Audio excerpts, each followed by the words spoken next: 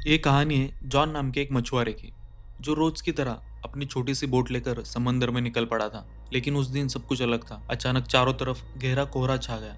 ना आगे ना पीछे कुछ भी नजर नहीं आ रहा था। जॉन रास्ता भटक गया और तभी उसे समुंदर के बीचों बीच एक सुनसान बोट दिखाई दी। जिज्ञासा में उसने अपनी बोट उस बोट से बांध दी और अंदर झांकने चला गया। जैसे ही जॉन अंदर गया, उसके होश उड़ गए। पूरी बोट खाली थी, ना कोई इंसान ना कोई आवाज, बस एक अजीब सा सन्नाटा। लेकिन सब कुछ बिल्कुल नॉर्मल लगा। खाना ताज़ा रखा था, कपड़े करीने से रखे हुए थे, हर जगह इंसानों के होने की साइंस थे। फिर भी वहाँ कोई नहीं था। जॉन ने इंजन चालू करने की कोशिश की, लेकिन इंजन डेड था। समुंदर के बीच ये सुनसान और खाली बोट देखकर जॉन हक्का बक्का रह गया था। उसने दूरबीन उठाकर इधर उधर देखने की कोशिश की, शायद कोई आसपास हो, पर घना कोहरा सब कुछ छुपा चुका था। निराश होकर वो कंट्रोल रूम लौटा और वहाँ पड़ा रेडियो ऑन कर दिया। मदद के लिए मैसेजेस भेजा।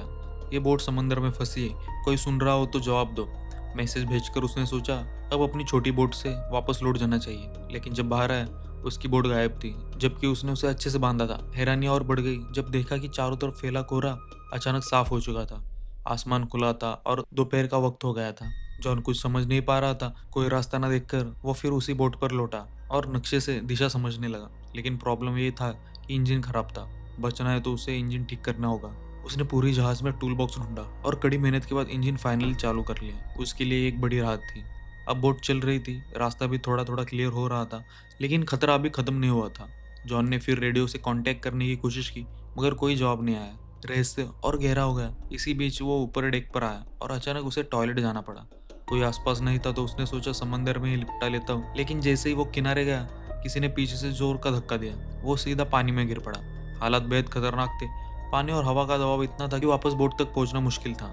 लेकिन जॉन ने हिम्मत नहीं हारी। रील पकड़कर धीरे धीरे खींचता हुआ दोबारा बोट पर चढ़ गया। उसका काम पूरा नहीं हुआ था तो वो फिर से नीचे टॉयलेट की तरफ गया। जैसे अंदर पहुंचा, अचानक किसी ने जोर से दरवाजा बंद कर दिया। पहले उसने सोचा कि हवा होगी, लेकिन जब बाहर निकलने की कोशिश की तो दरवाजा अंदर से लॉक था। उसने हर कोशिश की, यहाँ तक कि जेब से सिक्का निकाल कर ताले में फंसाया, पर सब बेकार। अब उसे यकीन हो गया कि वो अकेला नहीं है, कोई अदृश्य ताकत उसे परेशान कर रही है। जॉन जोर से चिल्लाया, कृपया जो भी हो दरवाज़ा खोल दो, मैं कोई चोर नहीं हूँ, बस देखने आया हूँ। लेकिन कोई जवाब नहीं आया। मदद की उम्मीद खत्म हो चुकी थी। वो कैबिन की तरफ बढ़ा और अंदर जाकर जो देखा उससे उसकी रूह कांप गई। वहाँ खून के धब्बे थे, माहौल डरावना था, लेकिन उसने डर को नजरअंदाज किया और एक कैंची उठाकर ताला तोड़ने की कोशिश की, मगर दरवाजा अब भी नहीं खुला। तभी पूरी बोट जोर जोर से हिलने लगी, जैसे कुछ बड़ा होने वाला हो। जॉन का दिल जोर से धड़क रहा था। तभी उसकी नज़र ऊपर की खिड़की पर पड़ी। उसने हिम्मत जुटाई और किसी तरह से उस खिड़की से बाहर निकल आया। बाहर झांका तो उसकी आंखें फटी की फटी रह गई। दूर से एक विशाल कार्गो जहाज उसकी तरफ बढ़ रहा था और उसकी दिशा सीधे सीधे बोट की तरफ थी। जॉन को समझ आ गया, अगर टक्कर हुई तो सब खत्म हो जाएगा। अब जॉन को हर हाल में अपनी जान बचानी थी। उसने सोचा कि कोई सिग्नल देना पड़ेगा, मगर उसके पास कुछ नहीं था। उसने तुरंत अपनी शर्ट उतारी और जोर जोर से हिलाने लग गया, शायद कार्गो जहाज का कोई उसे देख ले। लेकिन अफसोस, इतनी कोशिशों के बाद भी किसी ने उसे नोटिस तक नहीं किया। अब हालात ऐसे थे कि अगर उसकी बोट आगे बढ़ती रही तो सीधा कार्गो जहाज से टकरा कर सब खत्म हो जाता। तभी उसकी नज़र खिड़की के पास लटकी एक रस्सी पर पड़ी। दिमाग में तुरंत एक आइडिया आया, अगर इस रस्सी का इस्तेमाल करें तो शायद बोट को रोका जा सकता है। उसने जल्दी से रस्सी बांधी और बाहर फेंक दी, ताकि नाव की स्पीड थम जाए। मगर हालात और बिगड़ गए। रस्सी इंजन के पंखे में फंस गई और खींचते खींचते सीधा बाथरूम में आकर उसके गले से लिपट गई। जॉन का दम घुटने लगा। मौत के बिल्कुल करीब पहुंचकर उसने हिम्मत दिखाई और एक औजार से खुद को आज़ाद कर लिया। उसकी गर्दन पूरी तरह से लाल पड़ गई थी। वो लगभग मर ही गया था। बस लास्ट मोमेंट पर उसने खुद को बचा लिया। रस्सी इंजन में फंसी थी, जिससे बोट की रफ्तार अचानक थम गई। मगर यह काफी नहीं था। भारी कार्गो जहाज फिर भी उससे टकरा गया। जोरदार क्रैश से बोट बुरी तरह से हिल गई और जॉन जमीन पर गिरकर बेहोश हो गया। उसके सिर में गहरी चोट लगी थी। कुछ देर बाद जब होश आया तो देखा बाथरूम पानी से भर चुका था, मगर यह पानी खारा नहीं, बल्कि एकदम साफ और मीठा था, जैसे कोई जानबूझकर उसे डराना चाहता हो। टूटकर जॉन ने फिर दया की भीख मांगी, चाहे तुम जो भी हो प्लीज मुझे जाने दो। मगर फिर भी कोई जवाब नहीं आया। अब वो भूखा प्यासा और बेहद कमजोर हो चुका था। जैसे तैसे शावर से पानी पिया, पर जल्द ही पानी खत्म हो गया। फिर जब उसने सिंक से पानी पीना शुरू किया तो शौक लगा। वो पानी अब खारा हो चुका था। उसे तुरंत समझ में आ गया कि बोट में लीक हो गया है और समंदर का पानी अंदर आ रहा है। अब बोट ज्यादा देर तक नहीं टिकेगी। उसने दरवाजा खोलने की कोशिश की, मगर जैसे किसी ने बाहर से बंद कर रखा हो। रात का वक्त था और ऊपर से लग रहा था कि कोई इनविजिबल इविल शक्ति बोट को कंट्रोल कर रही है। पानी तेजी से बढ़ रहा था, तब तक जॉन सो गया। रात में समंदर में भयानक तूफान आया। बोट बुरी तरह से टूट गई और जॉन भी गंभीर रूप से घायल हो गया था। सुबह जब उसकी आंखें खुली, पानी सिर तक पहुंच चुका था, बस चेहरा बाहर था। उसे लगा अब कुछ ही पल बाकी है। तभी अचानक से कहीं से क्लिक की हल्की आवाज आई, जैसे कोई लॉक खुला हो। जॉन ने हैंडल घुमाया और दरवाजा जोर की आवाज के साथ खुल गया। पानी का दबाव इतना था कि दरवाजा टूटकर नीचे गिर पड़ा और इसी तरह से वो बाहर निकलने में कामयाब हुआ। बाहर निकलते ही वो सीधा बोट की छत पर चढ़ गया ताकि ताज़ी हवा में सांस ले सके, क्योंकि नीचे ऑक्सीजन लगभग खत्म हो चुकी थी। अब उसे यकीन हो गया था कि कोई अदृश्य ताकत उसे हर हाल में सताना चाहती है। शारीरिक और मानसिक रूप से वो पूरी तरह से टूट चुका था और नीचे पानी लगातार भर रहा था। उसे साफ समझ में आ गया अब बोट कभी भी डूब सकती है। जॉन ने तय कर लिया अब वो इस जहाज पर नहीं रुकेगा। तभी उसके दिमाग में आइडिया आया। उसने जहाज से एयर बैग्स निकाले और टूटे हुए बाथरूम का दरवाजा इस्तेमाल करके एक छोटा सा राफ्ट बना लिया। सब कुछ मजबूती से बांधा ताकि राफ्ट टिक सके, लेकिन राफ्ट चलाने के लिए उसे और सामान चाहिए था। उसने जहाज से खाना पानी और जरूरी औजार जमा कर लिए और खुद को पूरी तरह से तैयार कर लिया। फिर बिना पीछे देखे वो जहाज से उतरा और राफ्ट पर सवार होकर धीरे धीरे समुद्र में आगे बढ़ने लगा। कई घंटे गुजर गए। सामने अब भी वही बड़ी बोट खड़ी थी। न वो ज्यादा दूर जा पाया और न ही वो बोट डूबी, जिसे वो समझ रहा था कि 5-10 मिनट में डूब जाएगी। बोट अब भी वैसी की वैसी ही थी। तभी उसके दिमाग में नया आइडिया आया।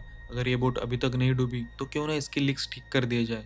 अगर ये ठीक हो गई तो वो आराम से इस स्ट्रॉन्ग बोट में सफर कर सकता है। यही सोचकर वो वापस बोट के पास गया। सबसे पहले लिक्स सील किए, फिर पाइप और औजारों से एक पंप बनाया जिससे धीरे धीरे पानी बाहर निकाला। रिजाव और पानी हटाने के बाद उसने जहाज की बाकी दिक्कतें भी ठीक कर दी, बाहर से भी रिपेयर किया ताकि सफर में दिक्कत ना हो। सब काम खत्म करके उसने फिर रेडियो से हेल्प मांगने की कोशिश की, मगर इस बार भी कोई रिप्लाई नहीं आया। मायूस होकर उसने नक्शा निकाला और रास्ता समझने लगा। फिर बोट को आगे बढ़ाने की कोशिश की, मगर जैसे ही इंजन स्टार्ट किया बोट बिल्कुल ही नहीं हिली, मानो वो नाव उसे फिर से धोखा दे रही हो। बिल्कुल स्टैटिक खड़ी थी, जैसे पानी में जड़ गई हो। यही सोच जॉन को अंदर से तोड़ रही थी।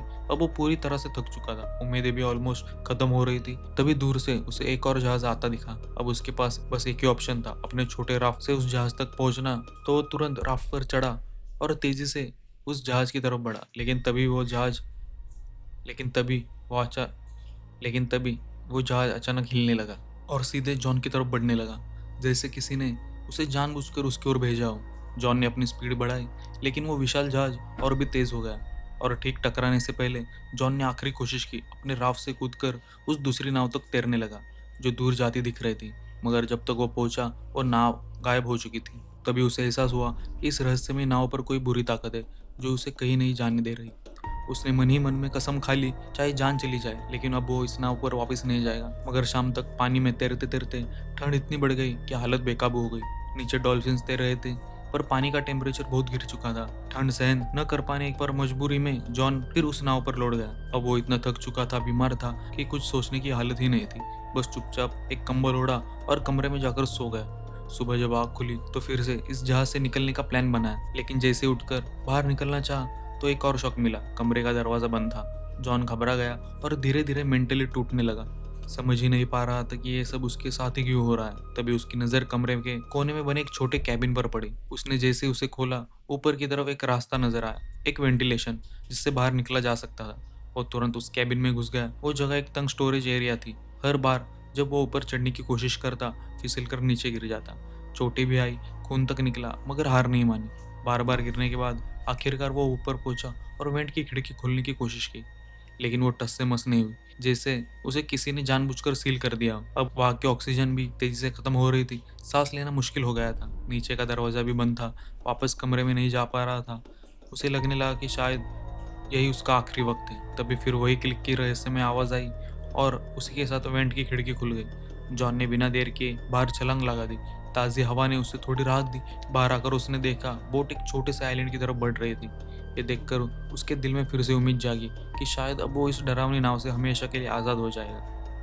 जैसे ही बोट किनारे पहुंची वो फौरन उतर गया। उसे लगा आइलैंड पर जरूर कोई है जो इस सब का जिम्मेदार है। गुस्से में उसने एक डंडा उठाया और तलाश शुरू की, मगर जल्दी उसकी आंखें फटी की फटी रह गई।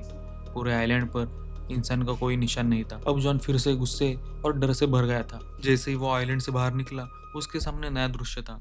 वही रहस्यमय बोट जो उसे यहाँ लाई थी अब शांत समंदर में आगे बढ़ रही थी, जैसे किसी और शिकार की तलाश में। ये देखकर जॉन को पूरी तरह से यकीन हो गया था कि ये बोट और ये आइलैंड किसी बुरी शक्ति के काबू में है। अब उसके लिए साफ था, हर हाल में यहाँ से निकलना होगा। उसकी जिंदगी अभी बाकी थी। वो सर्च करता हुआ आइलैंड की सबसे ऊंची चोटी पर पहुंचा। वहां से उसे दूर एक और आइलैंड नजर आया, लेकिन इतना दूर था कि वहाँ क्या है साफ दिख नहीं पाया। जॉन आइलैंड पर घूमता घूमता धीरे धीरे पीछे आया, और जब वहां पहुंचा उसकी आंखें चौड़ी रह गई। ये वही जगह थी जहाँ से उसकी जर्नी शुरू हुई थी। सब कुछ वैसा ही, उसकी पुरानी बोट ठीक उसी जगह बंधी हुई थी, वही लोग, जैसे कुछ भी बदला ही ना हो। पूरा माहौल पहले जैसा था, मानो कुछ हुआ ही नहीं। जॉन ये सब देखता रहा, उसे यकीन ही नहीं हो रहा था कि जो कुछ उसने झेला वो सच था या कोई नाइटमेयर। मगर उसके जख्म, उसकी थकान गवाही दे रहे थे कि ये सब सपना नहीं है, ये असली हकीकत थी।